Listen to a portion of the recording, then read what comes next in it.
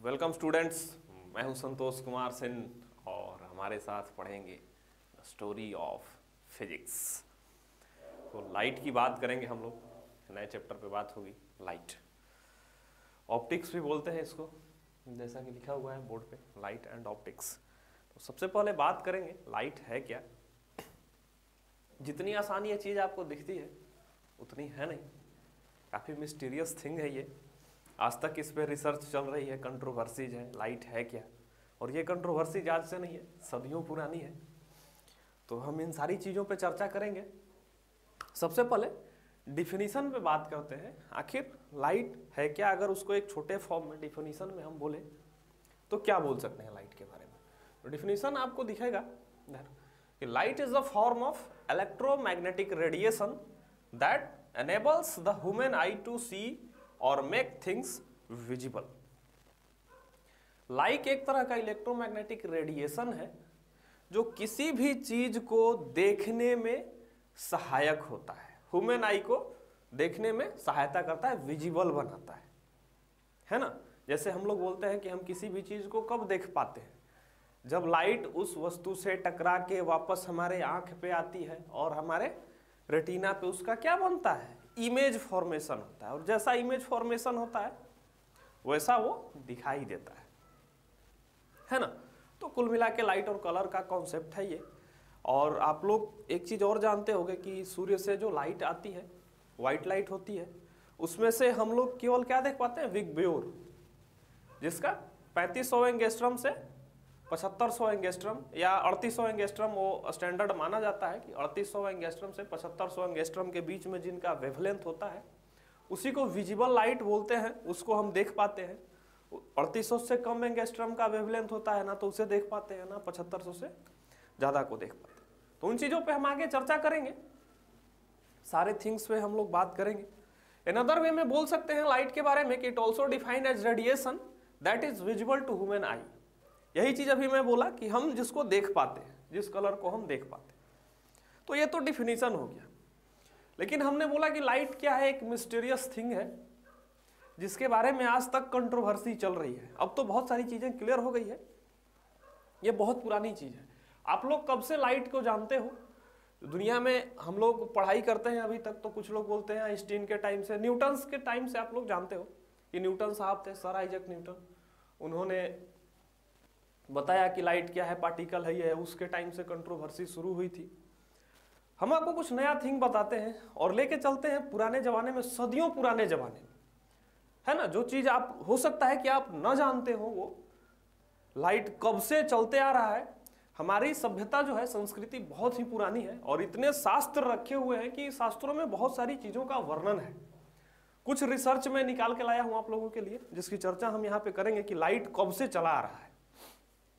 इसीलिए मैंने टॉपिक का नाम रखा history of research on light, कि लाइट पे रिसर्च करने की हिस्ट्री क्या है, ये कब से शुरू हुई है। तो हम आपको सदियों पुराने अपने शास्त्रों के युग में लेके चलते हैं, कहां से ये स्टार्ट हुआ। हमारे एक बहुत ही महान ऋषि थे, महर्षि कनाद। आपने उनका नाम सुना होगा, महर्षि कनाद। मैं उनका नाम लिखता हूं यहां पे, आपको पता होगा, बहुत लोगों ने सुना भी होगा। अगर नहीं सुने हो तो आप गूगल कर लेना, महर्षि कनाद। बहुत जगह पे महर्षि कश्यप भी उनको बोलते हैं, लेकिन हम लोग महर्षि कनाद बोलते हैं, ठीक है ना। साइंस में उनका बहुत ही योगदान रहा है महर्षि कनाद का। अणु और परमाणु, एटम जिसकी बात आप लोग करते हो, सदियों पहले उन्होंने बोला था कि जितने भी थिंग्स है यूनिवर्स में, उसका सबसे छोटा पार्टिकल क्या होता है, परमाणु होता है।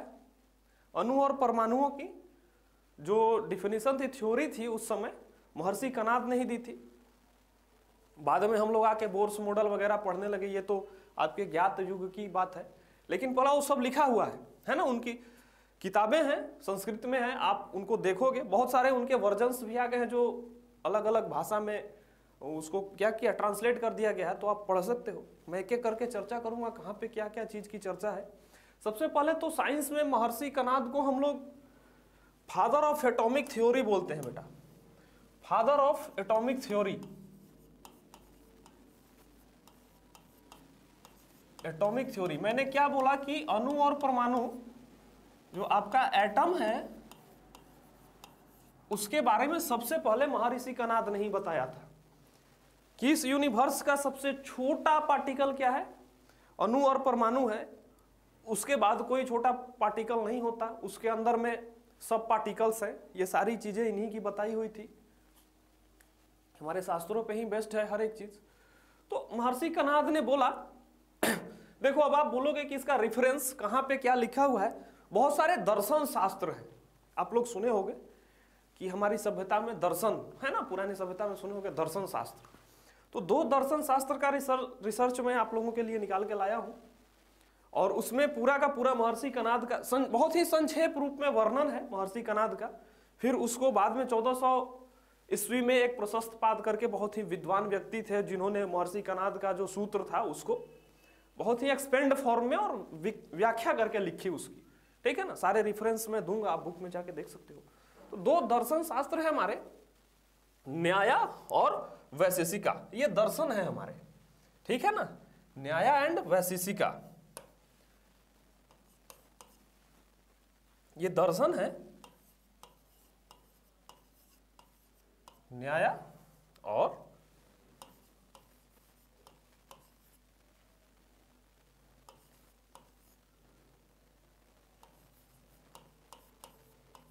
ठीक है, न्याय एंड वैशेषिका, ये दर्शन शास्त्र है हमारे। इनको आप बोल सकते हो कि ये दर्शन है, ये अभी भी मौजूद है बेटा, ये चीजें अभी भी है, न्याय और वैशेषिका अभी भी है। वैशेषिका तो स्कूल भी था, स्थापना हुआ था बाद में, गुजरात के किसी प्रांत में है। तो ये 2 दर्शन शास्त्र हैं, इनमें महर्षि कणाद का सूत्र लिखा हुआ है। लाइट के बारे में उन्होंने क्या क्या चीजें बोली थी, उस समय की चीजें हैं, उसमें मैं आपको एक एक पॉइंट करके बताऊंगा। आज की प्रॉपर्टी जो आप पढ़ते हो लाइट की, वो इसमें दिखेंगी। ऐसा नहीं है, मैं आपके एंशिएंट हिस्ट्री पे भी आऊंगा, ग्रीस से उसकी स्टार्ट हुई थी, सारे चीजें उनकी भी थ्योरी में बताऊंगा कि हम लोग नॉन वर्ल्ड में अभी जो हम लोग जो जानते हैं उसमें हम लोग क्या क्या रिसर्च हुआ है वो भी हम बताएंगे। ये भी नॉन वर्ल्ड ही है बेटा, लेकिन काफी पुरानी चीजें हो गई हैं, आप लोग भूल गए हो, इसलिए मैं याद दिला देता हूं, ठीक है। न्याय एंड वैशेषिका जो दर्शन शास्त्र है बेटा, उसमें लिखा हुआ है, लाइट के बारे में लिखा हुआ है, उसमें प्रकाश, प्रकाश के बारे में आप प्रकाश बोल सकते हो, इसको रोशनी बोल सकते हो। मैं तो रोशनी बोल के बच्चों को पढ़ाता हूं ताकि समझ में आता है ना, इंटरेस्टिंग नाम हो जाता है थोड़ा। तो वो तो बाद में बात करेंगे उस पर, कहाँ पे मैं रोशनी वर्ड यूज करता हूँ। अभी तो मैं प्रकाश ही बोलूँगा क्योंकि महर्षि की बात हो रही है। तो लाइट के बारे में बोला गया, न्याय वैशेषिका दर्शन में लिखा हुआ है लाइट के बारे में कि लाइट क्या है, स्ट्रीम ऑफ पार्टिकल है। क्या है? स्ट्रीम, स्ट्रीम ऑफ एक तरह से पार्टिकल्स,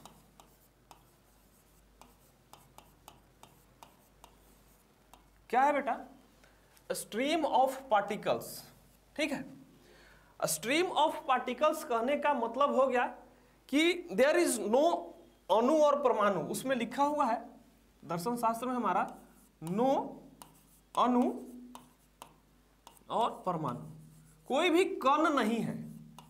अब आप बोलोगे कि ये क्या चीज बोल रहे हो आप, ये क्या चीज बोल रहे हो, समझ में नहीं आया, डिटेल में समझाओ सर।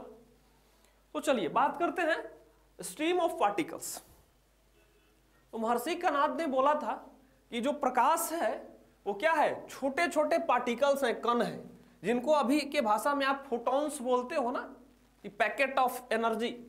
उस टाइम में महर्षि कणाद ने बता रखा था कि क्या है, स्ट्रीम ऑफ पार्टिकल्स हैं जिसमें कोई भी अणु और परमाणु यानी कोई भी कण मौजूद नहीं है।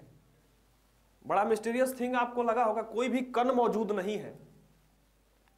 अब कहने का ये मतलब हो गया कि सर पार्टिकल भी है और उसमें कण मौजूद नहीं है, क्या कहना चाह रहे हो आप? तो कुछ मैं एग्जांपल्स देता हूं। अब जैसे देखो आपने एक गिलास पानी ले लो, ठीक है ना, उसमें चीनी डाल देना और ऐसे ऐसे मिलाना, देखना चीनी घुल जाता है बेटा। लेकिन क्या चीनी डाल घुलने के बाद कभी ये आप गौर किए हो कि वो चीनी कहां चला गया पानी में? सॉल्यूशन आप लोग पढ़ते हो, विद्वान व्यक्ति हो आप लोग, सॉल्वेंट और सोल्यूट, और बोलते हो कि सोल्यूट डाल के उसको मिला देते हैं। तो चीनी पानी का ही एग्जाम्पल ले लो, नमक पानी का एग्जाम्पल ले लो। आप जब उसमें डालते हो तो कभी ये गौर किया हो कि वो कहां चला जाता है, कहां चला जाता है वो? कभी इस पर सोचे नहीं होंगे? मैं बताता हूं कहां चला जाता है। जैसे एटम जो होता है, एटम का कंस्ट्रक्शन आप लोग पढ़े होंगे कि ये न्यूक्लियस हो जाता है सर बीच में सेंटर में, और ये डेंस होता है और चारों तरफ ऐसे ऐसे ऑर्बिट्स बने होते हैं। और इसमें क्या होता है, इसी ऑर्बिट्स में इलेक्ट्रॉन क्या करते हैं सर, चक्कर लगाते हैं। यही चीज आप मानते हो ना। लेकिन इन एटम्स के बीच में स्पार्स, ये एटम्स स्पार्स होते हैं, बहुत ज्यादा गैपिंग होती है। ये चीज जानते हो आप? दो जो हमारे ऑर्बिट्स है उसके बीच में, न्यूक्लियस और ऑर्बिट्स के बीच में गैपिंग्स होती हैं बहुत ज्यादा, है ना। तो वो जो नमक या चीनी आप डाल के मिलाते हो ना, इन्हीं खाली जगहों में आके बैठती है, पानी के इन्हीं कणों में जाके बैठती हैं। समझ गए ना, स्पार्स होते हैं, बहुत ज्यादा होते हैं। आप लोग बहुत हेट्रोजीनियस और होमोजीनियस वगैरह पढ़ते हो, वो बाद की बात है, आपके केमिस्ट्री की बात है, मैं उसमें ज्यादा जाऊंगा नहीं। तो ये चीज पढ़ते हो। तो लाइट के बारे में आप लोग बोलोगे कि आप सर इसको लाइट से रिलेट करो, तो बहुत सारी चीजें ऐसी पढ़ते हो बेटा आपकी, वो ट्रांसपेरेंट होती है, ट्रांसपेरेंट होती है ना। तो ट्रांसपेरेंट कहने का मतलब हो गया कि सर अगर ट्रांसपेरेंट है तो लाइट उससे पास कर जाएगी।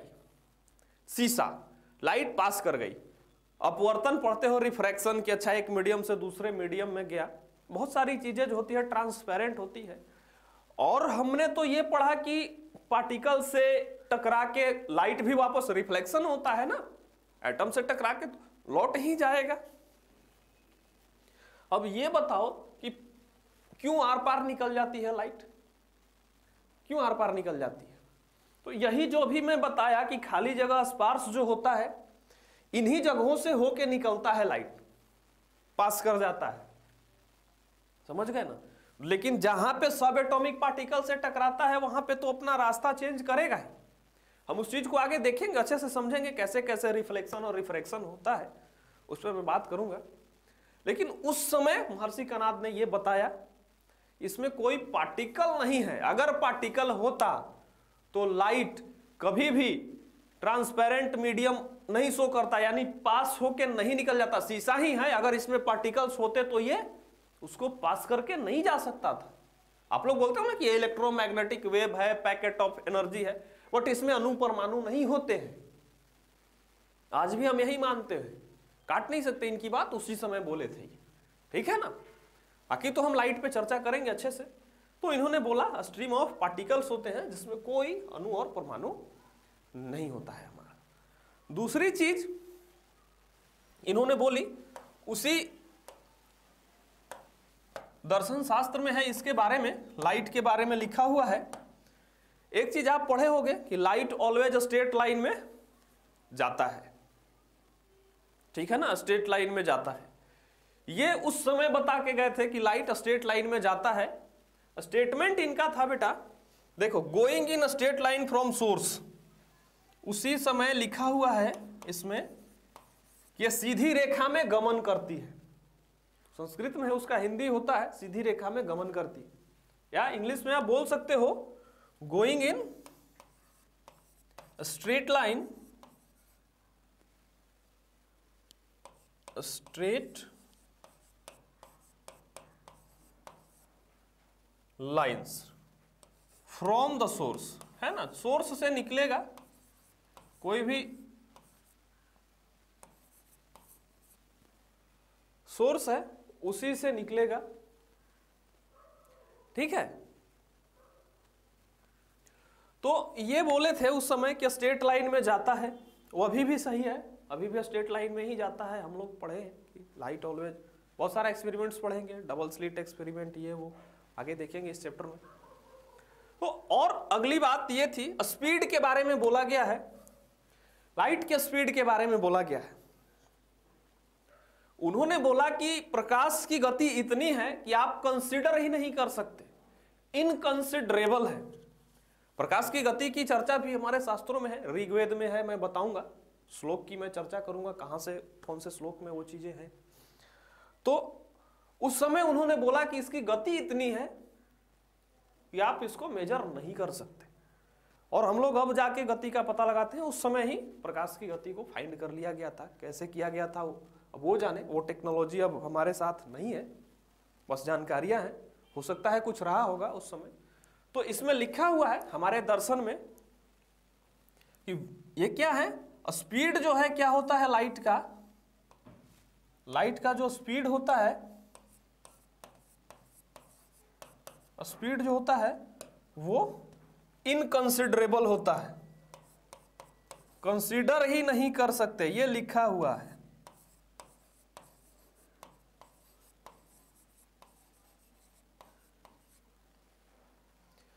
इनकंसिडरेबल होता है, ठीक है ना। ये उसी दर्शन शास्त्र में है। अभी भी जो भी हम इस नीचे अभी दर्शाएंगे, सारे दर्शन इन्हीं दोनों दर्शनों से मैंने ऑब्जर्व किया है। तो आगे चलते हैं, और क्या क्या इसमें लिखा हुआ है। मैं स्लाइड को थोड़ा ऊपर करता हूं, और क्या क्या चीजें हैं हमारे दर्शन में लिखी गई है लाइट के बारे में।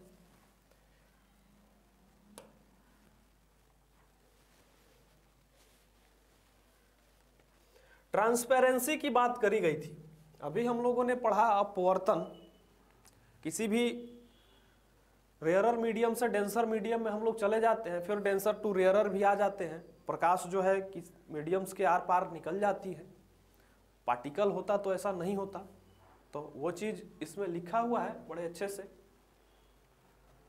कैपेबिलिटी ऑफ लाइट, इसको लिख सकते हो, capability of light,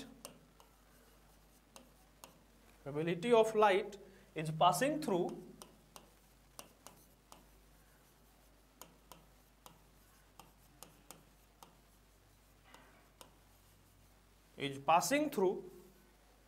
the interatomic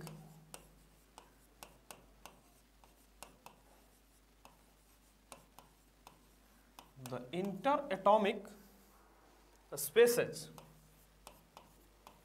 अभी जिसको चर्चा मैंने करी, एटॉमिक्स के बीच में जो स्पेसेस है, नमक चीनी वाला जो एग्जांपल दिया था, बोला गया कि लाइट उसी स्पेस से होके पास कर जाती है ना, तभी ट्रांसपेरेंसी शो करता है, ठीक है। एटॉमिक स्पेसेस कॉज ट्रांसपेरेंसी, उसके कारण जो होता है ट्रांसपेरेंसी होती है। वो अलग बात है, आजकल किसी भी काम में ट्रांसपेरेंसी नहीं रह गई है, बट हर कोई चाहता है कि ट्रांसपेरेंट तरीके से सारा काम हो, है ना, होता नहीं है। इसी ट्रांसपेरेंसी की चर्चा हम लोग करते हैं। यानी उतने भी सूक्ष्म, ट्रांसपेरेंसी कहने का क्या मतलब हो गया, बहुत ही सूक्ष्म। एटम एक तो ऐसे ही छोटा है, और उनके बीच में जो गैपिंग है उससे भी होके लाइट निकल जाता है। यानी उतने छोटे लेवल पे भी चीजें सामने वाले को दिखनी चाहिए, इसी को ट्रांसपेरेंसी बोलते हैं। लोग होता है बहुत ट्रांसपेरेंट तरीके से हमारे यहाँ काम होता है, तो इसी चीज को ट्रांसपेरेंसी बोलते हैं, ठीक है ना, जो कि अब दुनिया में है नहीं। अब देखो, बहुत ही एक फेमस प्रॉपर्टी है कि लाइट किसी भी माध्यम से टकरा के लौटती है, रिफ्लेक्शन ऑफ लाइट, है ना, पार्टिकल से टकरा के लौट जाती है। एक तो हुआ कि ट्रांसपेरेंसी से निकल जाता है, लेकिन जहां पे एटम्स के सब पार्टिकल से न्यूक्लियस से टकराएगा वहां से लौट भी जाएगा, समझ गए। तो रिफ्लेक्शन की भी थ्योरी हमारे दर्शन शास्त्र में लिखी हुई है कि लाइट जो क्या है, रिफ्लेक्ट भी करता है, चीजों से टकरा टकरा के वापस आता है। और कहने का ये मतलब हो गया कि किसी चीज पे प्रकाश पड़ा, किसी वस्तु पे प्रकाश पड़ा, और वही प्रकाश वापस हमारे आंख पे आके पड़ता है, और उससे उस वस्तु की इमेज हमारे आंख पे बनती है और हम किसी चीज को देख पाते हैं। ये उस समय महर्षि कणाद की थ्योरी थी, उन्होंने ही ये चीज बताया था।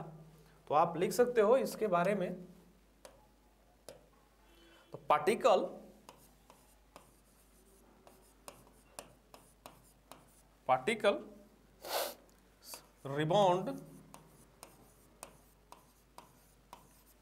rebound from एटॉमिक सरफेसेस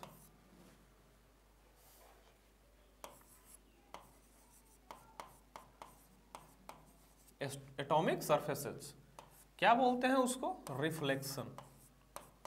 आप लोगों की भाषा में रिफ्लेक्शन बोलते हैं उसको, जो आज की भाषा है। तो ये हमारे दर्शन शास्त्र की कुछ इतनी चीजें थी जो मैंने आप लोगों के लिए निकाल के लाया। तो वो जो दर्शन शास्त्र हैं वो संस्कृत में है, उनका इंग्लिश अनुवाद भी है, आप उसको पढ़ सकते हो। एक व्यक्ति थे हमारे, बहुत ही विद्वान व्यक्ति थे, प्रशस्तपाद।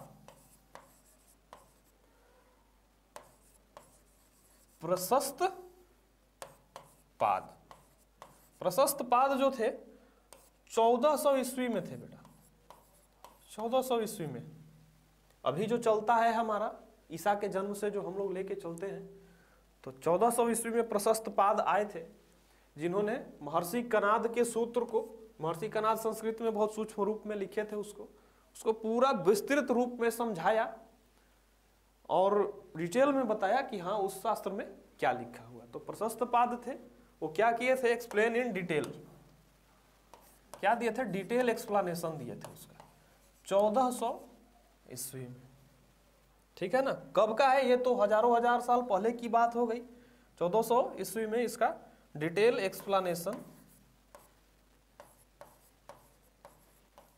ये दिए थे। बहुत ही विद्वान व्यक्ति थे प्रशस्तपाद जी, उन्होंने इसको बताया था। अब मैंने ये बोला कि स्पीड ऑफ लाइट की चर्चा भी मैं करूंगा। स्पीड ऑफ लाइट कहाँ से आया है, कब बताया गया, ये भी हमारे पुराने शास्त्रों में वर्णन है इसका, और हम बताएंगे पूरा, आपको प्रूफ देते हैं क्या है। मैं इस स्लाइड को थोड़ा सा, या फिर मैं इधर कर देता हूं, इधर लिख देता हूं, या चलो ऊपर ही करता हूं, स्लाइड को थोड़ा ऊपर करते हैं हम और बात करते हैं। चलिए, स्पीड ऑफ लाइट, ये भी हम लोग पुराने जमाने से ही देखेंगे। कब क्या है बिल्कुल प्रूफ मैं दूंगा आपको। स्पीड ऑफ लाइट हम लोग 3 लाख किलोमीटर पर सेकेंड पढ़ते हैं, उसका कैलकुलेशन अभी आप लोगों ने लेटेस्ट मॉडर्न साइंस में पढ़ा होगा कि वैज्ञानिकों ने उसका कैलकुलेशन जो किया बहुत डिफिकल्ट तरीके से किया, कैसे कैसे यूनिवर्स का एनालिसिस करते करते बहुत सारे वैज्ञानिक उस पर धीरे धीरे करके पहुंचे हैं। करेक्शन होते होते कई 100 साल लगा। इसकी चर्चा हमारे ऋग्वेद में है। ऋग्वेद बहुत ही फेमस है, हजारों साल पहले लिखी गई है, आप उसमें जाके देख सकते हो। ऋग्वेद में एक श्लोक है बेटा जो लिखा हुआ है, संस्कृत में लिखा हुआ है श्लोक। तो एक थे हमारे व्यक्ति थे, वो भी बहुत विद्वान व्यक्ति हैं, सायान। सायान का नाम आप लोग जानते होंगे, देखना नेट पे आजकल सब कुछ मिल जाता है। सायान वो भी 14वीं शताब्दी में थे बेटा, 14th सेंचुरी में ही थे।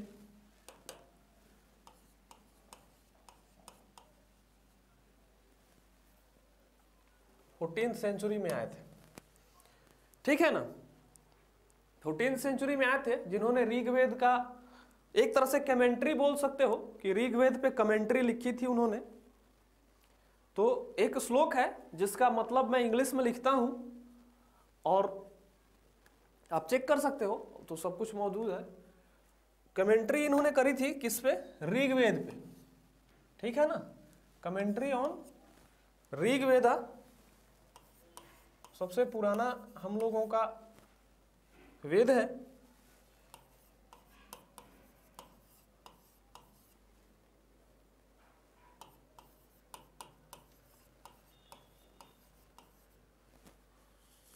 कमेंट्री ऑन ऋग्वेद, उस पर उन्होंने एक श्लोक था, उस श्लोक की व्याख्या उन्होंने करी। उस व्याख्या को मैं यहां पे लिखता हूं। उस श्लोक में लिखा गया है बेटा, prayer to one, prayer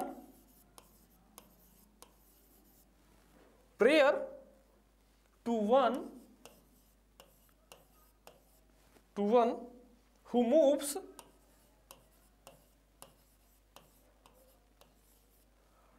who moves 2202 योजन, पहले के जमाने में योजन्स में मेजर किया जाता था, 2202 योजन्स इन हाफ निमिष।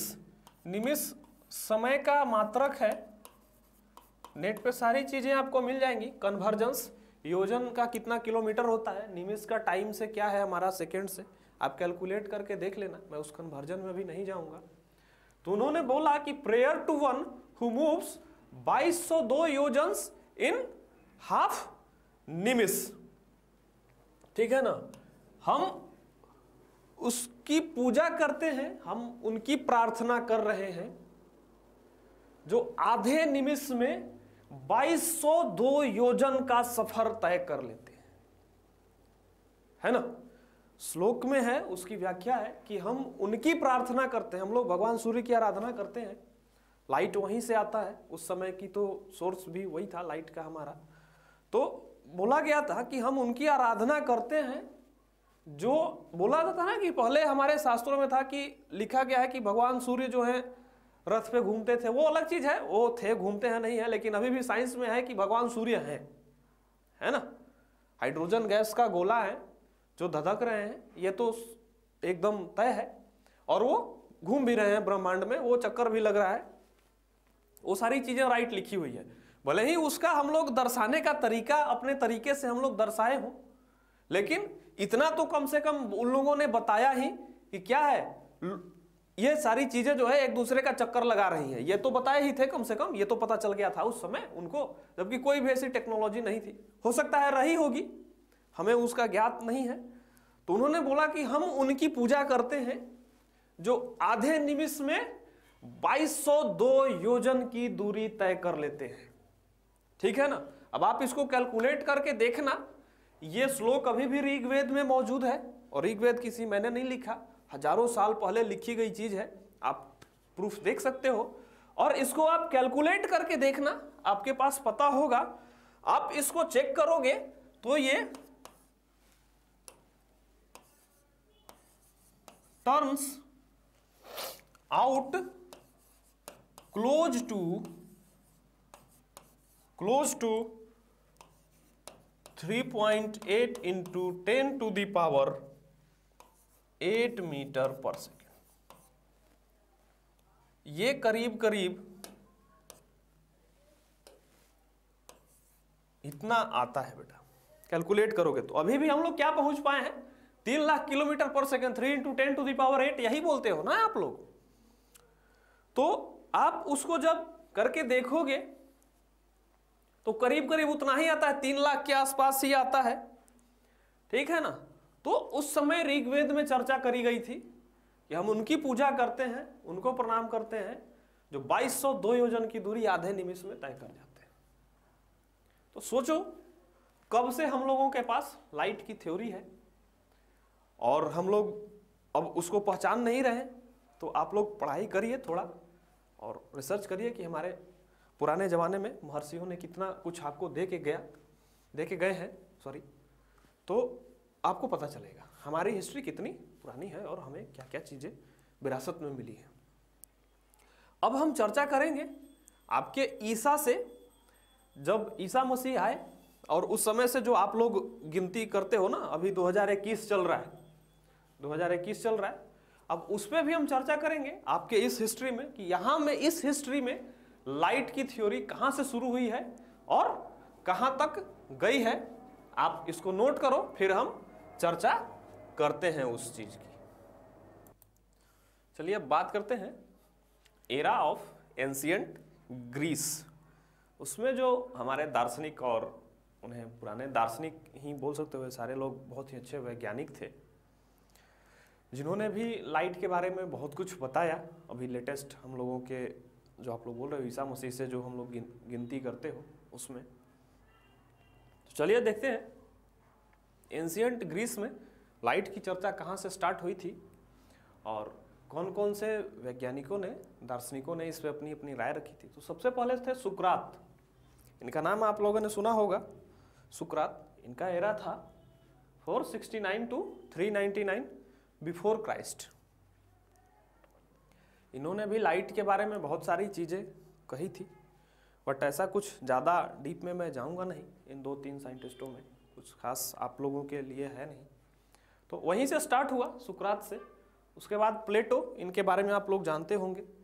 प्लेटो अरस्तु के गुरु थे, और अरस्तु किनका गुरु था? सिकंदर, जिसके बारे में आप लोग जानते हो कि सिकंदर के गुरु अरस्तु जो पढ़ते हो, बचपन से पढ़ते आ रहे हो कि सिकंदर के गुरु ये, अरस्तु के गुरु प्लेटो। तो वो लोग एक तरह से प्लेटो और अरस्तु जो थे वो वैज्ञानिक ही थे, हमारे दार्शनिक उन्हीं को बोलते थे हम लोग पहले। किसी चीज को ऑब्जर्व करके उनके बारे में अपनी राय रखना।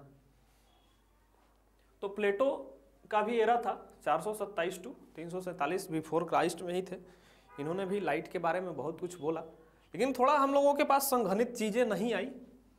क्या वो लोग बताए, खैर चीजें तो है, बट कुछ बुक वगैरह फॉर्म में या उस फॉर्म में ऐसा स्टेटमेंट उस तरह का बताने लायक हम लोगों के पास निष्कर्ष नहीं आया। अब इनके अंदर जाएंगे तो कुछ ना कुछ तो निकल ही आएगा, बट ज़्यादा डीप में मैं जा नहीं रहा क्योंकि कुछ काम की चीज़ उतनी है नहीं। फिर आए अरस्तु।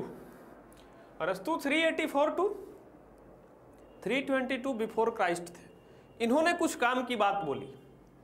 इन्होंने बोला कि सनलाइट जो है, सूर्य से जो किरणें आ रही है वो क्या है? व्हाइट लाइट है, प्योर व्हाइट है, ठीक है ना। सोचिए कब बोला गया सूर्य की किरण प्योर व्हाइट है, ये कब बोला गया?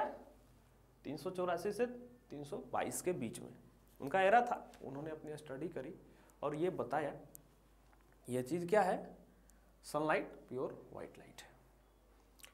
तो वहां तक तो चलिए कुछ खास हमें मिला नहीं, एक चीज तो मिला। फिर आए यूक्लिड। यूक्लिड ने बहुत सारी चीजें लाइट के बारे में बोली। यूक्लिड आए थे 330 से 275 बिफोर क्राइस्ट ही थे, ये भी उनका ये एरा था। जन्म और मृत्यु लिखा हुआ है यहाँ पे। उन्होंने इन सारी चीजों को जो इन लोगों ने बोला, इसीलिए मैं इनके जगह पे मैं नहीं लिखा, क्योंकि इन्हीं सारी चीजों को इन्होंने समराइज्ड किया। सारी चीजों को समराइज किया, फिर कुछ अपना भी स्टेटमेंट इन्होंने दिया। समराइज किया, summarize fundamental knowledge of optics, ठीक है ना। सारे नॉलेज जो यहां से निकल के आए उनको इन्होंने समराइज्ड किया और बताया। लाइट के बारे में बताया, रिफ्लेक्शन के बारे में बताया, डिफ्यूजन के बारे में बताया, एंड विजन के बारे में बताया। किताब लिखी इन्होंने, बुक कॉल्ड ऑप्टिक्स। उस समय इन्होंने एक किताब लिखी थी ऑप्टिक्स, जिसमें इन सारी चीजों की चर्चा और इन सारे रिसर्चों को समराइज करके इन्होंने डाला। तो विजन पे थोड़ा चर्चा करेंगे। ये तो रिफ्लेक्शन और डिफ्यूजन हम लोग आगे अच्छे से देखने वाले हैं। विजन क्या चीज है, विजन कहने का क्या मतलब है, यूक्लिड ने क्या बोला था। तो यूक्लिड का ऐसा मानना था कि हमारी आंखों से किरणें निकलती है, प्रकाश जो है वो हमारी आंखों से निकलता है और किसी वस्तु पे पड़ता है, और जिस वस्तु के जितने भाग पे प्रकाश पड़ता है हमें वस्तु का उतना ही भाग दिखाई देता है। जैसे ये हमारी आंखें हैं, ये पेन है। अगर हमारी आंखों से अभी 5000 रेज निकली तो 5000 रेज इसके 5000 पॉइंट्स में पड़ेंगी। इस पूरे पेन के 5000 पॉइंट्स पे, हमारे आंख से अगर 5000 रेज निकला है तो अगर इस पे 5000 पॉइंट्स पे पड़ा तो इसके सिर्फ 5000 पॉइंट को ही हम देख पाएंगे, बाकी चीजें हम नहीं देख पाएंगे। यानी उनका कहने का यह मतलब था कि हम कोई भी चीज को इकट्ठे नहीं देख पाएंगे। जैसे आप टीवी देख रहे हो या बोर्ड देख रहे हो, अभी उनका क्या मानना था कि आप अगर ऐसे करके देखोगे तो पूरा बोर्ड आप एक बार में नहीं देख पाओगे, सिर्फ उतना भाग ही आप देख पाओगे जितने भाग पे आपकी आंखों की रोशनी पड़ रही है। समझ गए? तो ये इनका मानना था यूक्लिड का कि हमारी आंखों से जो रोशनी निकलती है और जितने भाग पे पड़ेगी, जितनी किरणें, हम सिर्फ उतना ही देख पाएंगे। अगर 1 लाख रेज हमारे आंख से निकले तो 1 लाख पॉइंट पे अगर पड़ेंगे तो उतना ही पॉइंट हम देख पाएंगे। आप पूरा एकदम ऐसे ही गौर से कुछ चीज आप देखना, अभी भी देखने की कोशिश करना, तो गौर से कोई खास पॉइंट ही देख पाओगे। ऐसे आपको ऐसे ही जेन्युइन तो दिखेगा, बट वो भी स्पार्सी है एक तरह से, एक बार में आप पूरा देख नहीं पाओगे। ये इनका मानना था, बहुत हद तक सही भी है।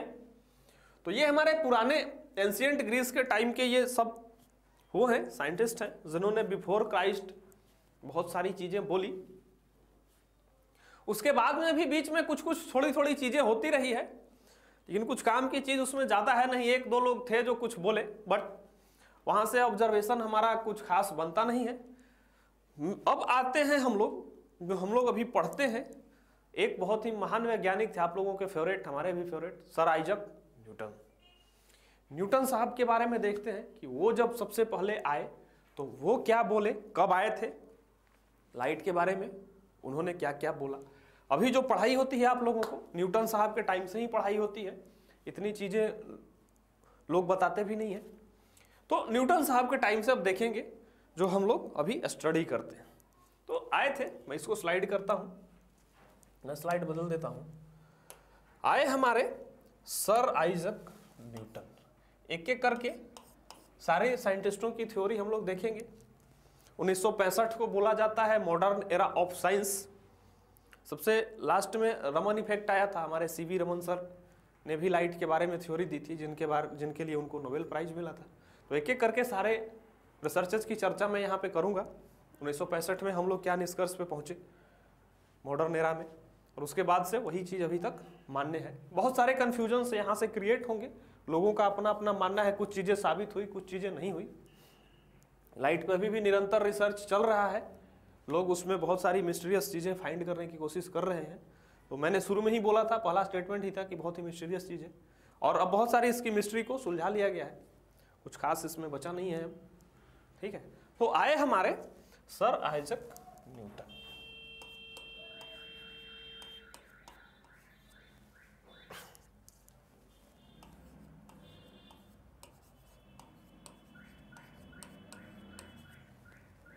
ठीक है, सर आइजक न्यूटन थे 1643 से 1727 ईस्वी।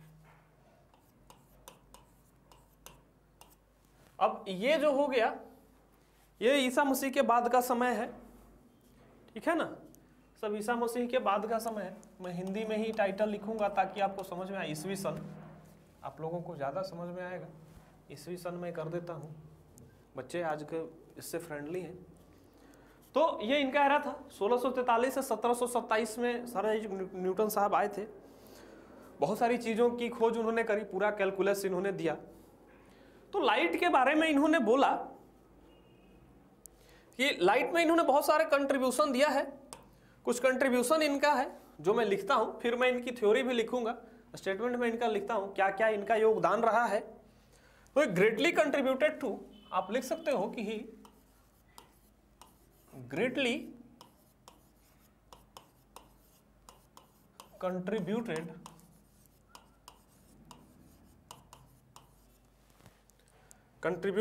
to the development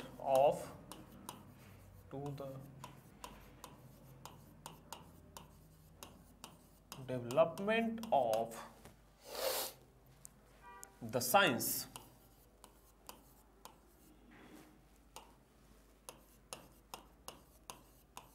साइंस के डेवलपमेंट में बहुत सारा कंट्रीब्यूशन इन्होंने दिया। क्या क्या दिया? ऑफ ऑप्टिक्स, हम लोग लाइट पढ़ रहे हैं तो इसकी चर्चा ज्यादा करेंगे। ऑप्टिक्स बाय कलेक्टिंग टेक्नोलॉजी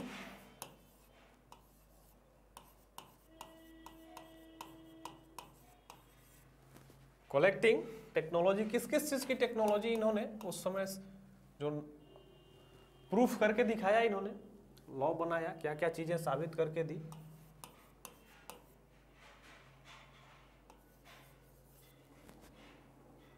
हमारी जो टेक्नोलॉजी है ऑफ लेंसेज, एक तो लेंसेज के बारे में बहुत ही वरदान साबित हुआ। आपका चश्मा भी जो आप लोग पढ़ते हो, मोस्ट ऑफ बच्चे अपनी आंखें खराब कर लेते हैं, न्यूट्रिशंस बचपन में नहीं लेते, जंक फूड्स खा के, तो छोटे छोटे बच्चों की आंखों पे चश्मा चढ़ गया है। न्यूटन साहब की ही देन है, उस समय लेंसेज की खोज इन्होंने ही करी थी। चश्मे में लेंस ही लगा होता है आपका, तो लेंसेज। उसके बाद इन्होंने प्रिज्म के बारे में बताया। प्रिज्म के बारे में बताया, मिरर्स के बारे में बताया, आईना, मिरर्स के बारे में बताया आप लोगों को। टेलीस्कोप दिया इन्होंने, टेलीस्कोप्स दिया, टेलीस्कोप दिया आपको, माइक्रोस्कोप्स दिया, माइक्रोस्कोप भी आपने जो देखा है लैब वगैरह में भी जो यूज होता है माइक्रोस्कोप, वो इन्हीं की देन है। बहुत सारी चीज़ें दुनिया को ये देकर गए हैं जिनका एहसान दुनिया हमेशा चुका नहीं पाएगी, स्टूडेंट भी नहीं चुकाएंगे। इतनी सारी चीज़ें पढ़ने के लिए उनको मिल रही है तो ज़्यादा टफ पड़ रहा है। स्टूडेंट्स के लिए तो सबसे बड़े विलन थे ये, बट दुनिया के लिए सबसे बड़े हीरो रहे हैं। नोन वर्ल्ड में इन्होंने बहुत अच्छा काम किया, आपको बहुत सारी चीज़ें देकर गए ये। एंड ऑप्टिकल मिरर,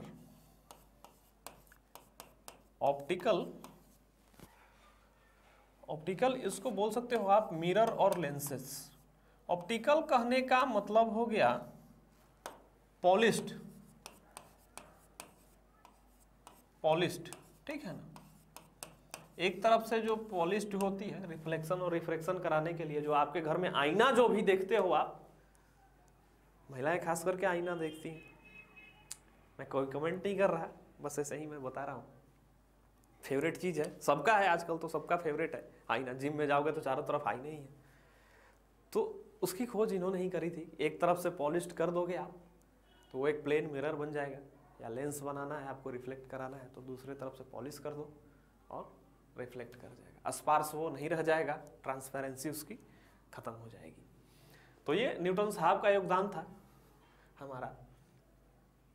अब उन्होंने थ्योरी क्या दी लाइट के बारे में, असली मुद्दे पे आते हैं। लाइट की थ्योरी उन्होंने दी, थ्योरी उनकी थी, लाइट की थ्योरी है, उन्होंने ये थ्योरी दी 1672 ईस्वी में। बेटा यहां से एग्जैक्ट पता है लोगों को कब किन्होंने क्या क्या बोला। 1672 ईस्वी में इन्होंने ये थ्योरी दी थी। 1643 से तो 1727 तक इनका एरा ही था। तो 1672 में ये थ्योरी इनकी आई कि light is a mixture of, इन्होंने बोला कि लाइट क्या है, light is a mixture of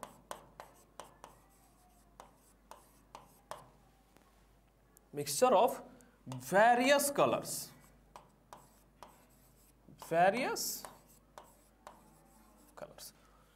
Euclid ने क्या बोला था, यूक्लिड के पहले अरस्तु ने बोला कि व्हाइट लाइट है। तो ये बोले कि व्हाइट तो है लेकिन वो मिक्सचर ऑफ वेरियस कलर्स है, सब मिलके व्हाइट बने हुए है ना। तो ये चीज बोले कि light is a mixture of various colours having different refractivity, different, क्योंकि इतने सारी चीजों की खोज इन्होंने करी थी, मिरर, प्रिज्म से ही तो होके ना लाइट को पास कराते हो, तो वो अलग अलग बढ़ जाता है अपना। तो सोचो अगर इन्होंने प्रिज्म की खोज करी है तो इसको जरूर लाइट को खोल के देखा होगा कि इसके अंदर क्या है। व्हाइट तो दिख रहा है लेकिन इसको प्रिज्म में डालो, देखते हैं कि इसके अंदर क्या है। प्रिज्म में डालो यानी जूम किया, आप लोग फोटो को ऐसे जूम करते हो ना, जूम करके देखो तो क्या होता है। बस इन्होंने लाइट को ऐसे जूम किया, कैसे, प्रिज्म से। आप लोग ऐसे करके जूम करते हो तो लाइट को प्रिज्म में डालोगे तो जूम हो जाएगा। तो इन्होंने जूम करके देखा और बोले कि मिक्सचर है वेरियस कलर्स का, हैविंग डिफरेंट रिफ्रैक्टिविटी। रिफ्रैक्टिविटी मैं आगे समझाऊंगा ये क्या होता है। रिफ्रैक्टिविटी कहने का मतलब हो गया कि आप वेवलेंथ वगैरह की चर्चा आ गई थी उसमें कि अलग अलग लाइट का वेवलेंथ अलग अलग है, तो वो चीजें जूम करने पे ही दिखाई दी थी। एक एंगस्ट्रम का मतलब 10⁻⁻10 मीटर हो जाता है। सोचो कितना छोटा स्केल पे बात हो रहा है। क्वांटम स्केल हो गया, आजकल क्वांटम थ्योरी आप लोग पढ़ते हो, क्वांटम मैकेनिक्स पढ़ते हो। सुपर कंप्यूटर्स हमारे हैं वो बिल्कुल क्वांटम पे काम करते हैं, क्वांटम कंप्यूटर्स भी है। तो उतने छोटे स्केल पे इन्होंने बात करी थी। तो हम लोग चलेंगे, ये डिफरेंट रिफ्रैक्टिविटी होती है हर लाइट की, रेड की अलग, ब्लू की अलग, है ना, विग ब्योर जिसके बारे में आप लोग पढ़ते हो, तो उस पर वेरियस चर्चा करेंगे। इन्होंने ही बताया था कि सारे लाइट्स की क्या है, अलग अलग रिफ्रैक्टिविटी है, अलग अलग वेवलेंथ्स है। तो बोला कि डिफरेंट रिफ्रैक्टिविटी, ठीक है ना। और एक चीज इन्होंने ये बोला कि लाइट जो है लाइट इज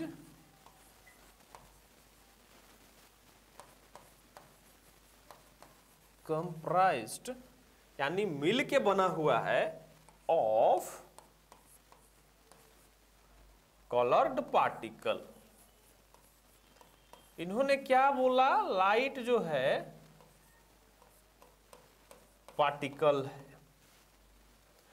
ठीक है ना, कलर पार्टिकल्स। इतनी चीजें लिखी हुई हैं, लिखी मिल जाएगी, मैं इस पे चर्चा करता हूं, समझाता हूं इन्होंने क्या बोला। पार्टिकल्स, तो इन्होंने बोला कि लाइट जो है वो कॉर्पुस्कुलर नेचर का है, एथर उसको बोलते हैं, एथर पार्टिकल, कॉर्पुस्कुलर नेचर। कहने का मतलब होता है कि नेकेड आई से हम लोग देख लेते हैं उसको। अब पार्टिकल है, और उस समय हमारे महर्षि कणाद ने क्या बताया था कि उसके अंदर ये है तो कण है, मतलब कहने का मतलब है कि पार्टिकल्स हैं, फोटोन है, पैकेट ऑफ एनर्जी है, लेकिन इसके अंदर अणु और परमाणु नहीं है। उन्होंने ये बोला। आप लोगों को लगता होगा कि how this is possible without any atom. होते हैं बेटा, बिल्कुल होते हैं, अणु और परमाणु नहीं है। अब इलेक्ट्रॉन को किसी एटम से निकाल लेते हो तो क्या वो कोई अणु और परमाणु हो जाता है? नहीं ना, वो एक अलग चार्ज है। बस सोच लो कि कुछ इसी टाइप का लाइट में भी चल रहा होगा। तो इन्होंने बोला कि कॉर्पुस्कुलर नेचर का होता है, जिगजैग पाथ में मोशन करते रहता है, पार्टिकल है ये। उस समय लोगों ने इनकी बात मानी, बट आगे जाके इनकी थ्योरी को, इसकी थ्योरी को, ये वाला कॉर्पुस्कुलर नेचर वाले को लोगों ने नकार दिया। बोला कि नहीं, बहुत सारी प्रॉपर्टीज ऑफ लाइट्स हैं, रिफ्लेक्शन, रिफ्रैक्शन, और आप लोग फोटो इलेक्ट्रिक इफेक्ट वगैरह है ना, डिफ्रैक्शन होगा, पोलराइजेशन, सारी चीजों की हम चर्चा करेंगे। तो इतने सारे प्रॉपर्टीज जो लाइट के हैं, तो जिसने साइंटिस्ट ने भी थ्योरी दी तो लोगों ने बोला कि तब ये लाइट के ये गुण हैं, क्या पार्टिकल के पास इतनी कैपेबिलिटी है कि इतने सारे गुण को कर सकता है? यही चीज बताने में ये असफल हो गए, बहुत सारी चीज ये नहीं बता पाए। सबसे बड़ा तो ये हो गया कि पार्टिकल इन्होंने बोला कॉर्पुस्कुलर नेचर का होता है। तो लोगों ने पूछा इनसे कि भैया तो सन से जो लाइट आती है पृथ्वी पे, तो बीच में तो स्पेस है, मीडियम तो है नहीं, बीच में कोई मीडियम नहीं है, तो क्या पार्टिकल किसी बिना मीडियम के ट्रेवल कर सकता है? पॉसिबल ही नहीं है। अगर मटेरियल वेव भी है तो उसको, वेव भी है तो उसको, मटेरियल वेव है तो उसको ट्रेवल करने के लिए वो चाहिए, मीडियम चाहिए। तो इस चीज का जवाब इन लोगों के पास था नहीं। बहुत सारी चीजें ऐसी ऐसी थी जो ये लोग बता नहीं पाए, तो लोग कुछ दिनों तक माने, और उनकी थ्योरी बाद में आके कुछ तो सही रही, पार्टिकल वाली थ्योरी थोड़ी फेल कर गई, जो उन्होंने बोला कि कॉर्पुस्कुलर नेचर का होता है, ठीक है ना। तो कलर्ड पार्टिकल्स है, ढेर सारे पार्टिकल्स से मिलके बना है, तो वो चीज तो चलो ठीक है। उसके बाद एक साइंटिस्ट आए, धीरे धीरे एरा देखना कैसे कैसे लाइट का डेवलपमेंट हुआ है हमारा। फिर एक साइंटिस्ट आए, हाइजेंस। आप लोग बहुत हाइजन का नाम सुने होंगे, साइंटिस्ट बहुत फेमस थे, सब लोग जानते हो इनके बारे में। इनका पूरा नाम था बेटा क्रिश्चियन हाइजन।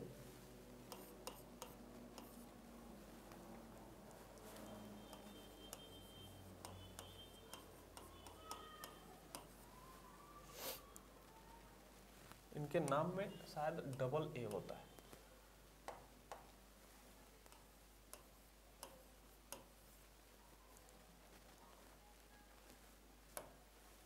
HUY हाइजेंस, ठीक है ना, क्रिश्चियन हाइजेंस। ये आए थे करीब करीब 1629 से 1695 तक, ये भी ईस्वी सन में ही थे। इनका एरा था 1629 से 1695 ईस्वी सन तक ये थे बेटा।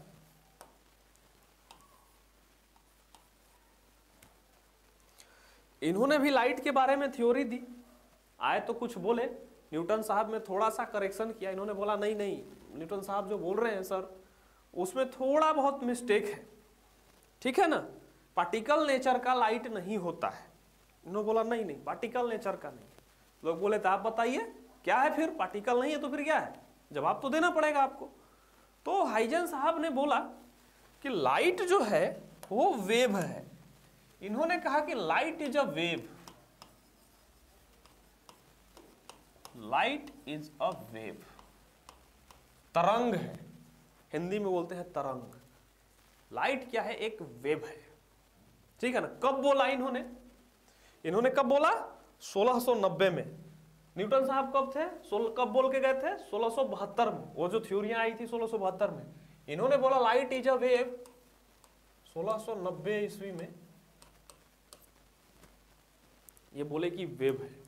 तो फिर जो सवाल न्यूटन साहब से पूछे गए थे वो इनसे भी पूछे जाते। बोले थोड़ा एलेबोरेट करिए, वेव है तो क्या है ना। तो वेव के बारे में इन्होंने बताया क्या है। वेव है और वेव फ्रंट बोलते हैं, या वेव फ्रंट है।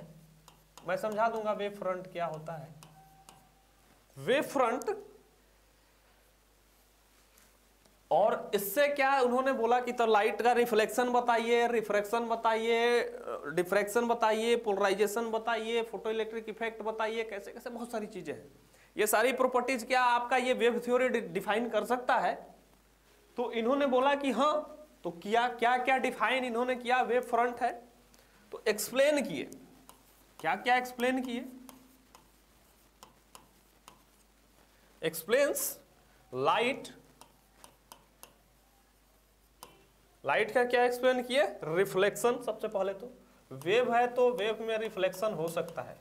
लोगों ने बोला चलो ठीक है, मान लिए रिफ्लेक्शन हो सकता है। रिफ्रैक्शन, वो भी इन्होंने दिखा दिया कि हाँ वेव है तो रिफ्रैक्शन भी हो सकता है। और ये चीजें तो एंशिएंट ग्रीस से ही चलते आ रही है अभी। आप लोगों की माने तो, हमारी माने तो हजारों साल पहले से शुरू है, कनाद के टाइम से ही है। तो रिफ्लेक्शन एंड रिफ्रैक्शन ये बता दिए, ठीक है ना। तो ये चीज इन्होंने एक्सप्लेन किया। तो उसके बाद डिबेट शुरू हो जाती है। अब इन्होंने तो भी एक्सप्लेन कर दिया जो न्यूटन साहब ने एक्सप्लेन किया था। तो फिर डिबेट होती है ना, कोई दो लोग एक ही चीज पे बहस करते हैं, नहीं ये है नहीं ये है, तो 4 लोगों को, जूरी मेंबर्स को बिठाया जाता है और डिबेट्स होती है कि किसका बात सही है। तो डिबेट हुआ, एस्ट्रोलॉजर्स जितने थे। तो आफ्टर रिपीटेड एस्ट्रोनॉमी डिबेट्स, बहुत सारे डिबेट्स हुए, एक नहीं कि एक, लोगों काफी दिनों तक कंट्रोवर्सी चली। और आफ्टर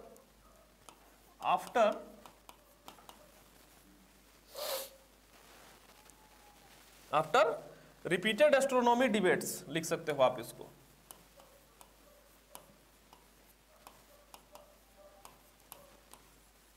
एस्ट्रोनॉमी डिबेट्स, बहुत सारा डिबेट हुआ, रिपीटेशन डिबेट्स हुआ, ठीक है ना। और उन लोगों ने क्या किया? न्यूटन साहब की थ्योरी का अपोज किया।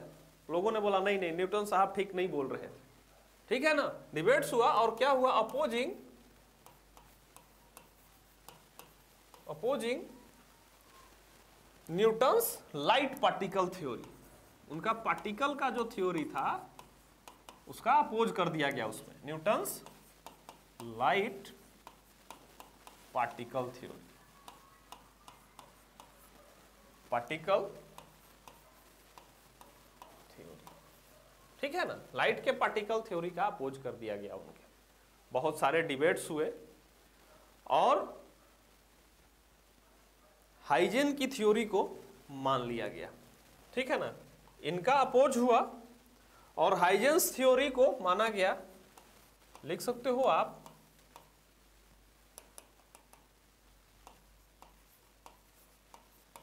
हाइजेंस थ्योरी जो वेव की थ्योरी थी। उसके बाद लोगों ने बोला कि नहीं, अब हम लोग लाइट को वेव ही मानेंगे। तो Huygens theory that light is a wave, that light is a wave. क्यों माना इन्होंने कि लाइट क्या है? वेव है। बिकॉज, या लिख सकते हो बिकम द मेंटेन, जितने भी साइंटिफिक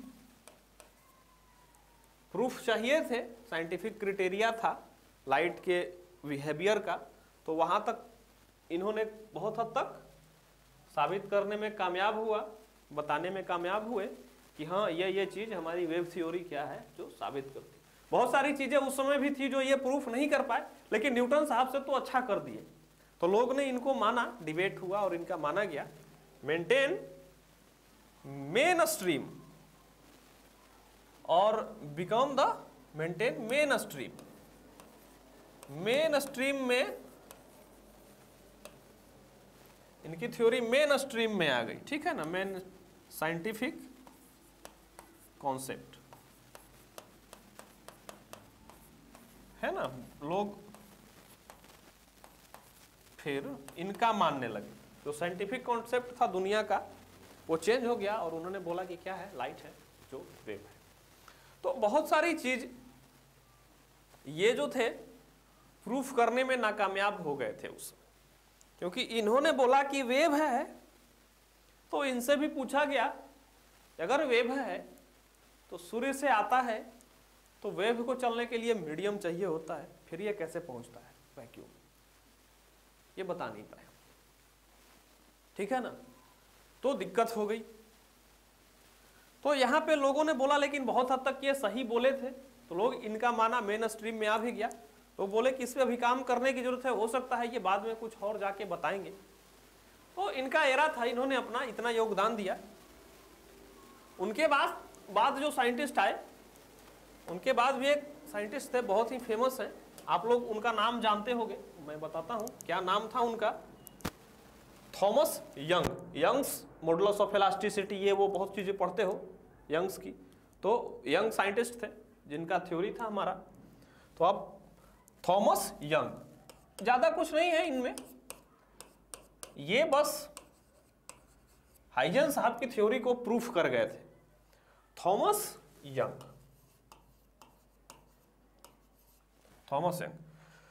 हाइजेंस साहब बस बोले थे, प्रूफ थोड़ी ना किए थे, मैथमेटिकल प्रूफ कुछ नहीं था उनके पास, और जब तक मैथमेटिकल प्रूफ नहीं दीजिएगा दुनिया उसको लॉ नहीं मानेगी। तो थॉमस यंग जब आए, उनका एरा है बेटा 1727, शायद आई थिंक सो, नहीं 27 नहीं 73, 1773 से 1829 ईस्वी तक इनका एरा रहा है।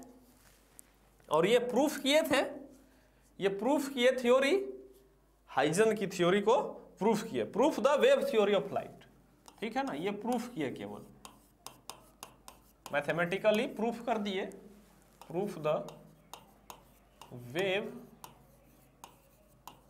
Theory of light.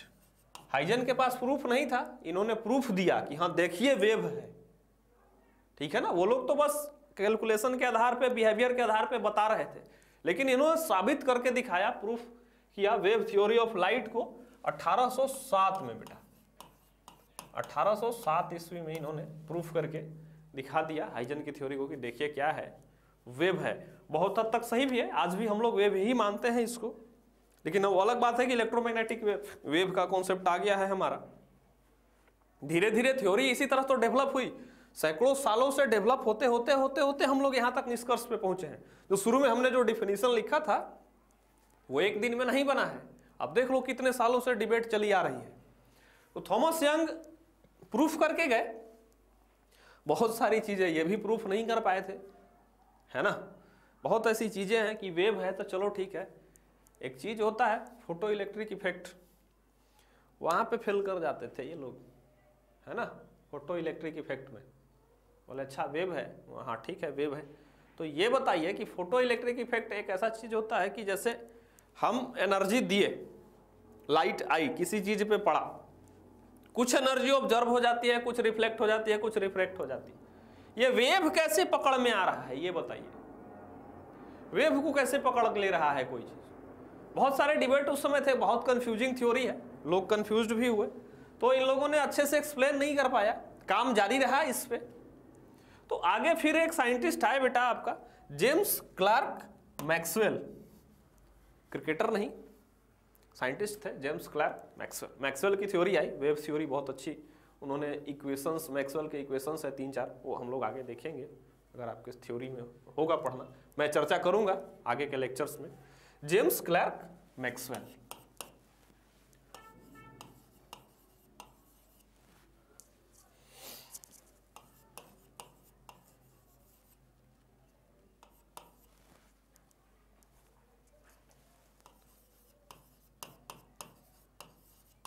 James clerk Maxwell ये आए थे 1831 से, इनका एरा था 1879 यानी 1879 ईस्वी तक। ये थे जेम्स क्लर्क मैक्सवेल। अब इन्होंने बहुत सारी चीजें थॉमस यंग ने तो प्रूफ कर दी थी, एक चीज ये भी नहीं बता पाए कि अच्छा ये बताओ कि तो सूर्य से आने में फिर कैसे आ जाता है, वहां तो मीडियम नहीं है। वेव थ्योरी वहां पे उनकी फेल कर गई, क्योंकि वहां तक हम लोग मटेरियल वेव मानते आ रहे थे उसको।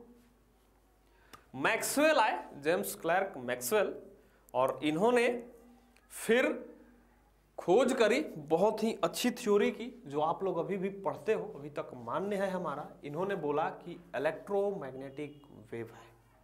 इलेक्ट्रोमैग्नेटिज्म ये वहीं से चर्चा में आया, इलेक्ट्रोमैग्नेटिक वेव है। देखिए इन्होंने क्या बोला, इन्होंने बोला प्रिडिक्टेड द एग्जिस्टेंस ऑफ, लिख सकते हो आप कि प्रिडिक्टेड द एग्जिस्टेंस ऑफ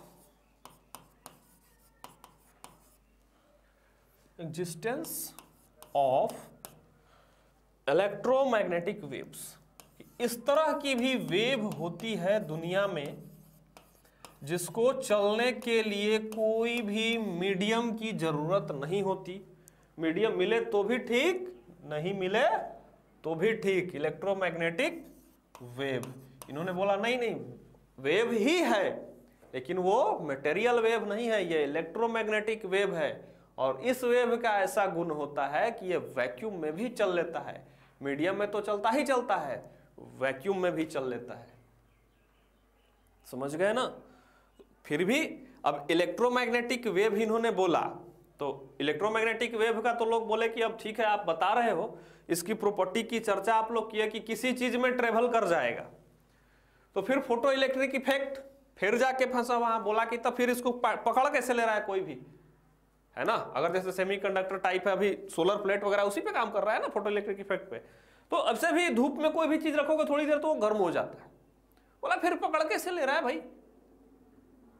तो बहुत हद तक इलेक्ट्रोमैग्नेटिक वेव सही तो हो गया, लेकिन यहां पे ये भी कंफ्यूजन था यार, ये लाइट बड़ा कंफ्यूजिंग चीज है, अलग अलग जगह पे अलग अलग बिहेव करता है। कहीं पे पार्टिकल बन जाता है, कहीं पे वेव बन जाता है, और पार्टिकल भी बनता है ऐसा तो उसमें कोई कण ही नहीं है, कोई एटम नहीं है। ठीक है, तो इलेक्ट्रोमैग्नेटिक वेव है। ये बात इन्होंने बोली 1864 ईस्वी में। 1864 ईस्वी में इन्होंने बोली कि क्या है, लाइट इलेक्ट्रोमैग्नेटिक वेव है। ठीक है, एग्जिस्टेंस आ गया इलेक्ट्रोमैग्नेटिक थ्योरी का, लेकिन थोड़ा कंफ्यूजन ये भी रह गए उतने अच्छे से, ये भी उस चीज को फोटो इलेक्ट्रिक इफेक्ट टाइप को आप एक्सप्लेन नहीं कर पाइए, तो कंट्रोवर्सी जारी रही धीरे धीरे। लेकिन ये चीज लोग मान गए कि हाँ ये काम सिर्फ इलेक्ट्रोमैग्नेटिक वेव ही कर सकता है, वैक्यूम में चलना, और दूसरे किसी के बस की बात नहीं है। तो यहां पे तो बहुत स्ट्रॉन्ग थे, इन्होंने साबित भी करके दिखाया, तो लोग इनको माने भी। इनके इक्वेशंस हैं, मैक्सवेल के इक्वेशंस बहुत फेमस है, जिसकी चर्चा हम लोग आगे करेंगे। फिर इसके बाद एक साइंटिस्ट आए, लास्ट साइंटिस्ट ये आए थे हमारे और आपके सबके फेवरेट अल्बर्ट आइंस्टीन। अब किसी भी चीज पर दुनिया में डिबेट चल रही हो और हमारे आइंस्टीन सर उस पर कुछ टिप्पणी ना करें, ये हो ही नहीं सकता। बहुत ही ग्रेट साइंटिस्ट थे, थ्योरी ऑफ रिलेटिविटी का जनक है ये। तो बहुत लोगों को आइंस्टीन सर को नोबेल दिया गया था, तो आप लोगों को लगता है कि नोबेल E=mc² के लिए दिया गया है, थ्योरी रिलेटिविटी। नहीं, ऐसा नहीं है, इनको उसके लिए नोबेल नहीं दिया गया है। नोबेल इनको लाइट की थ्योरी के लिए दिया गया था। देखते हैं क्या थ्योरी थी वो, E=mc² का नोबेल नहीं है वो, जो नोबेल दिया गया था वो इसके लिए दिया गया था। सबसे पहले तो लिखेंगे अल्बर्ट आइंस्टाइन जो हमारे हैं, मैं इसको थोड़ा ऊपर स्लाइड करता हूँ, बहुत ही फेमस है सबके। हमारे और आपके प्रिय हैं।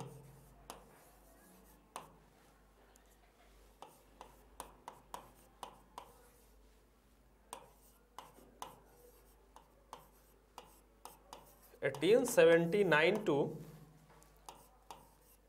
शायद आई थिंक सो 1955 तक थे ये, शायद इनका एरा वही था अल्बर्ट आइंस्टाइन का।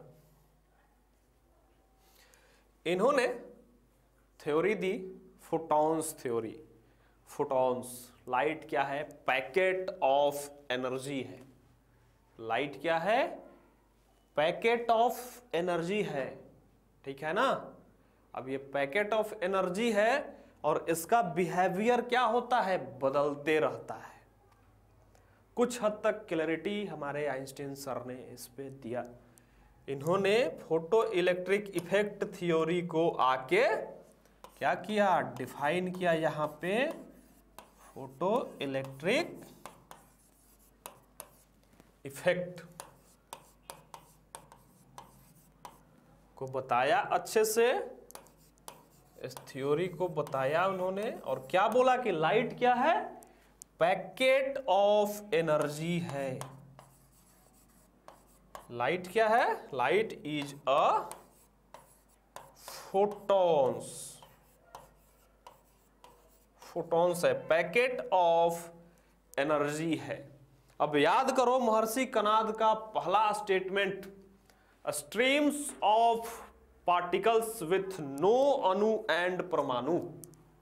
बिना एटम का पार्टिकल है, स्ट्रीम्स ऑफ पार्टिकल। यही वाली बात बोली गई है। इतना डिबेट होने के बाद लोग वहीं पे पहुंचे जहां हम हजारों साल पहले जिस चीज को बता के गए थे। Light is a photons.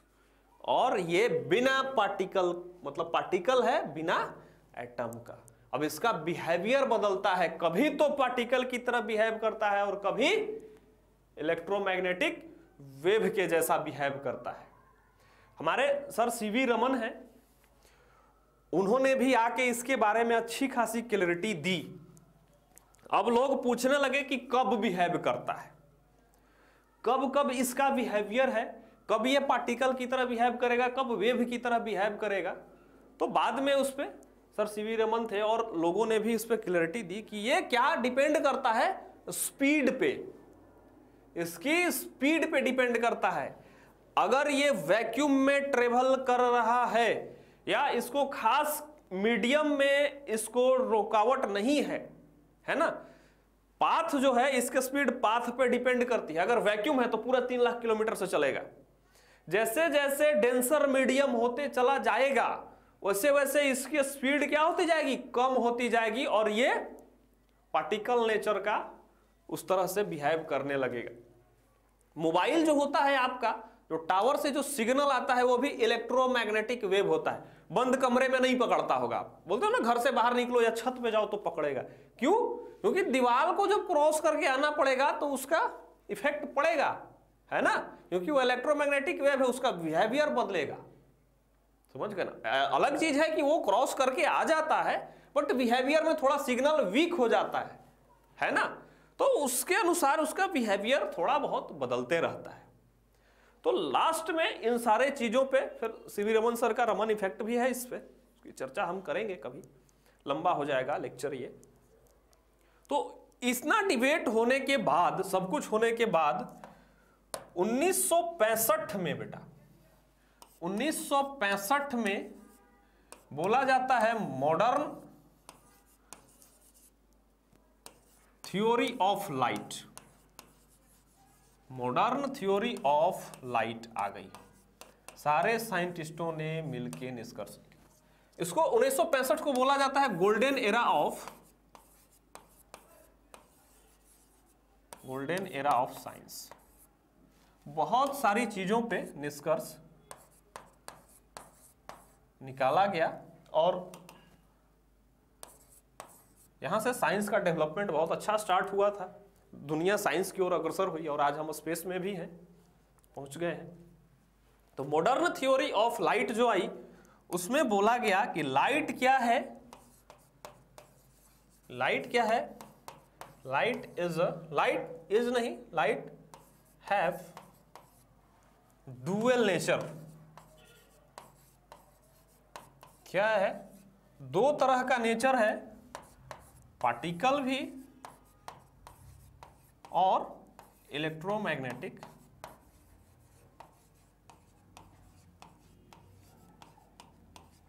Wave भी है ना। डिपेंड करता है कि इसको कहां कैसा बिहेव करना है, जैसा मीडियम रहेगा वैसा बिहेव कर जाएगा, है ना। अब जैसे आज बहुत फेमस डायलॉग होता है फिल्मों में, देखे होगे कि मैं अच्छे के लिए अच्छा हूं, बुरे के लिए बुरा हूं, ये वो, ये ओरिजिनलिटी में लाइट ही है। जैसा इसका काम होगा ना वैसा अपना बिहेव कर लेगा ये। तो यही तो फोटोन की ताकत है, ये एनर्जी का ऐसा पैकेट ऑफ एनर्जी है कि अगर इसको वेव के जैसा बिहेव करना होगा तो कर लेगा, पार्टिकल के जैसा करना होगा तो वहां पे चेंज हो जाएगा, है ना। जैसा देश वैसा भेष, ये ओरिजिनलिटी में लाइट ही निभाता है। तो ये पूरा का पूरा रिसर्च हिस्ट्री था हमारा लाइट पे, कि क्या है पुराने युग से लेके अभी तक का। अब देखिए हमें लाइट में पढ़ना क्या है। ऑप्टिक्स में दो तरह के चैप्टर्स आप लोग देखे होंगे, रे ऑप्टिक्स और वेव ऑप्टिक्स।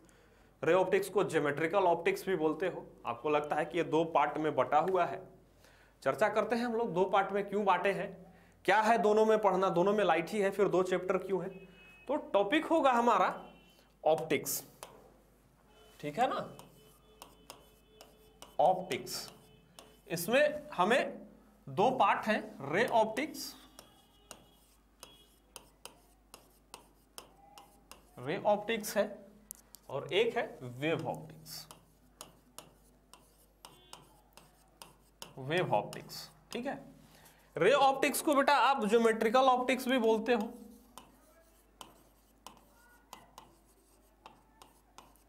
ज्योमेट्रिकल ऑप्टिक्स भी बोलते हैं। अब आप बोलोगे कि सर ये दो पार्ट में क्यों बांट दिया इसको, ठीक है ना, आपने इसको दो पार्ट में क्यों बांटा। तो मैं बताता हूं कि ये दो पार्ट में क्यों बांटे हैं। लाइट की जब स्टडी करेंगे हम लोग तो इतनी सारी कंट्रोवर्सी है। अभी हमने बोला कि इसका वेवलेंथ होता है कितना, जो विजिबल लाइट है हमारा एंगस्ट्रम में चला जाता है, 10⁻⁻10 मीटर, माना बोला क्वांटम स्केल पे चला जाता है। तो लाइट के जो मैक्रो लेवल पे स्टडी होती है ना, जैसे रिफ्लेक्शन, रिफ्रैक्शन, ये वो नॉर्मली चीजें जिसका एनालिसिस हम मैक्रो लेवल पे यानी 10⁻⁻9 या 10⁻10 लेवल पे जाके नहीं करते हैं। जो नॉर्मल स्टडी है वो स्टडी रे ऑप्टिक्स में आती है, ज्योमेट्रिकल ऑप्टिक्स, ठीक है ना। डायमेंशनल ऑब्जेक्ट्स जैसे इसको बोल सकते हो, कहने का मतलब हो गया बेटा कि डायमेंशंस ऑफ ऑब्जेक्ट्स स्टडी में देख सकते हैं कि क्यों अंतर है। Dimensions of object, dimensions of objects कहने का मतलब हो गया मिरर्स, मिरर भी बड़ा है, मिरर बड़ा है ना, एंगस्ट्रम के अपेक्षा तो बहुत बड़ा है। 1 सेंटीमीटर का भी मिरर है तो 1 सेंटीमीटर बहुत बड़ा होता है, 10⁻10 मीटर के रिस्पेक्ट में तो बहुत बड़ा है ना। तो मिरर, छोटा से छोटा मिरर का भी जो हो गया स्टडी। लेंसेज हो गया बेटा आपका, लेंसेज है आपका। उसके बाद हो गया प्रिज्म, न्यूटन साहब ने जो बताया था सब, प्रिज्म हो गया। टेलीस्कोप है आपका,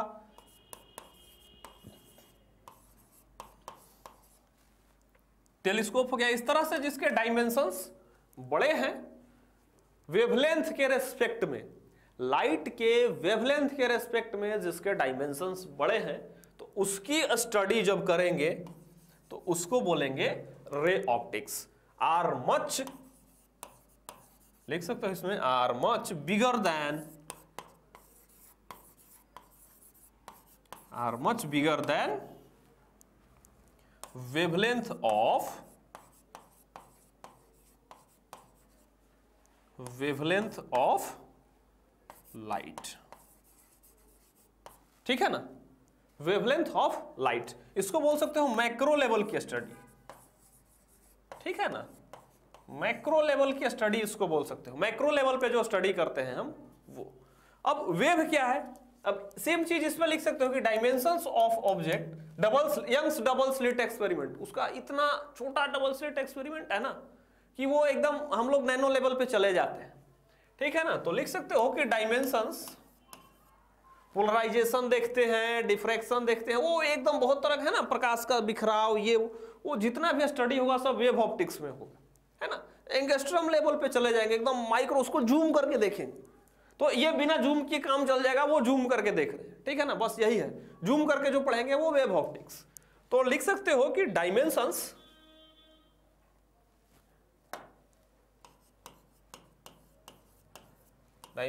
ऑफ ऑब्जेक्ट्स, बोल सकते हो उसको स्लिट या होल्स, जो स्टडी करेंगे हम लोग, स्लिट या होल्स उसके जो होते हैं, आर कंपैरेटिवली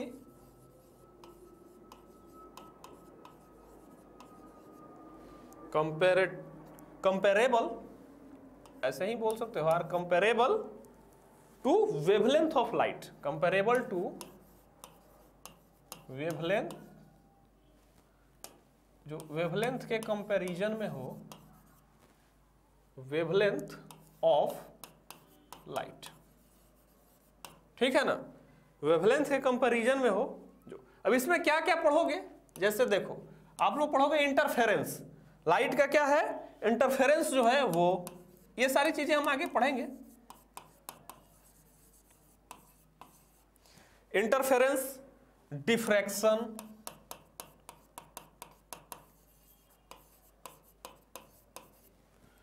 डिफ्रैक्शन, पोलराइजेशन आप बोल सकते हो, पोलराइजेशन, ठीक है ना। तो इस तरह की जो चीजें होंगी, कुल मिला के बोल सकते हो क्वांटम लेवल, क्वांटम लेवल की जो स्टडी होती है वो हम वेव ऑप्टिक्स में करते हैं, ठीक है। क्वांटम लेवल की जो स्टडी है वो वेव ऑप्टिक्स में हम लोग करते हैं। तो ये ऑप्टिक्स का आपका चैप्टर का इंट्रोडक्शन हो गया, और हम अगले चैप्टर में, अगले लेक्चर में सॉरी, रे ऑप्टिक्स स्टार्ट करेंगे, ज्योमेट्रिकल ऑप्टिक्स पे बात करेंगे, रिफ्लेक्शन रिफ्रैक्शन वगैरह पे बात करेंगे क्या है, तो आप इसको नोट कर लो। फिर आज इस लेक्चर में बस इतना ही, फिर मिलते हैं अगले लेक्चर में। तो इन्हीं भूली बिसरी यादों के साथ आपसे विदा लेंगे, मिलेंगे नेक्स्ट लेक्चर में। पढ़ाई करते रहिए, बाय बाय, सायोनारा।